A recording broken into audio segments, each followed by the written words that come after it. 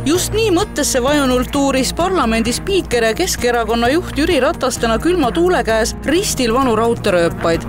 Tänase päeva veetiski Ratas Läänemaal. Suure osa ajast pühendas raudteeühenduse taastamisele. See on väga turvaline, väga kiire transpordiühendus, ütleme Põhja-Eesti pealinnaga ja see annab selle võimalust, et inimesed ei pea oma kodudest ära kolima, et kui on vaja ka tööalaselt käia või mingites muudes toimetamistes Tallinnas, siis rongiga saab tõesti seda teha mugavalt kiiresti ja ma väga loodan, et see on ka väga jõuline samm sellise regionaalpoliitilises mõttes just tervele Eestile.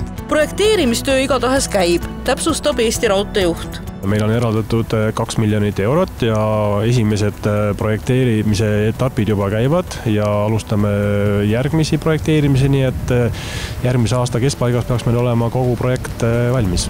Loomulikult ei ehitata tervet raudteed korraga, vaid lõikude kaupa ja esimene kuni ristini võiks valmida juba järgmise aasta lõpuks. Kas selle lõpuni ehitamiseks raha leidub? No seda tuleb veel otsustada valitsustasandil, aga ma isiklikult küll toetan, et põhimõtteliselt need vastavad fondid on olemas ja on olemas ka niisugune fond nagu moderniseerimisfond, mis annaks siis selle raudteeehitusele hoo ka ristilt kuni Rohukülani ja ma arvan, et seda oleks väga mõistlik kaaluda ja ma ise toetan selle kasutamist.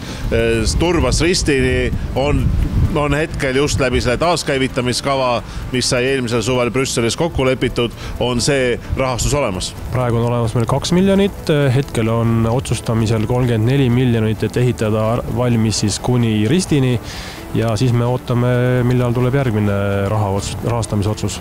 Kokku läheks Tallinn-Haapsalu Rohuküla raudtee ehitus maksma 100 miljonit eurot.